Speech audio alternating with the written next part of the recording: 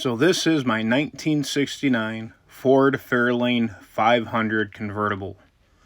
Came factory with a 302 V8 and a 3-speed column shift. So I actually got this car from the original owner. He was a retired priest at my church. I've known him for a very long time. I've known the car for a very long time. I actually got to drive this car the day before my driver's test 20 plus years ago. So when he outgrew the car, he did give me the opportunity to take it over, knowing that I was going to enjoy it and I was going to keep it on the road. I have done a few updates since I've had it. This particular picture shows the first set of upgraded rims I did, with a set of 15-inch steel over the 14-inch factory, and I do have some BFG rubber on them. This is how I first got the car, with the dark maroon color and the factory 14-inch wheels and the original trim on it. I always told the original owner that I foresaw a hot rod in this car, and he never believed me. As I showed up after making some of the changes, he had a hard time believing it was the same car. And he has said that he appreciated me making it my own, although some of the changes weren't necessarily ones that he would have originally done. So the very obvious changes that I've made to it are the paint job, doing the black hood, adding the scoop, doing the main body red, adding the spoiler. I tried doing some black chrome for the badging. I kind of like the effect. There's more work I need to do to it. Everything but the headlights is upgraded to LED. We've got some aftermarket rims. Willwood brakes,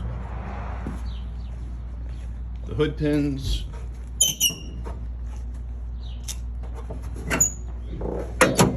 most of the things under the hood are cosmetic. Got the aftermarket air cleaner, aftermarket valve covers. I did put in a Pertronix electronic ignition conversion, so I got rid of the points. Optima battery.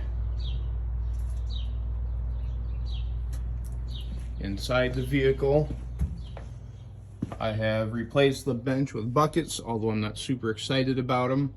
I do have a console that right now does not fit. I have upgraded to the wood steering wheel. I have upgraded to a newer stereo, which works on Bluetooth. And that's the majority of the updates that you can see. I did change the muffler to give it a little better tone. Some of the upgrades include future upgrades to do a more official paint job. I did a quick $100 job just to make sure that I like the colors and the paint style. I did paint the grille black. I'll be redoing that. Right now on this one, the outside headlights are the standard lights, the insides are the brights. I'm going to turn the outside to dual filament, and the inside ones I'm going to do is for air intake.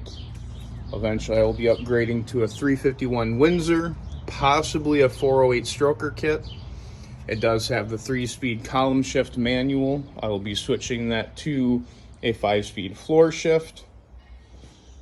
I do have to clean and seal the trunk. It is a little open, especially taking off some of the factory trim.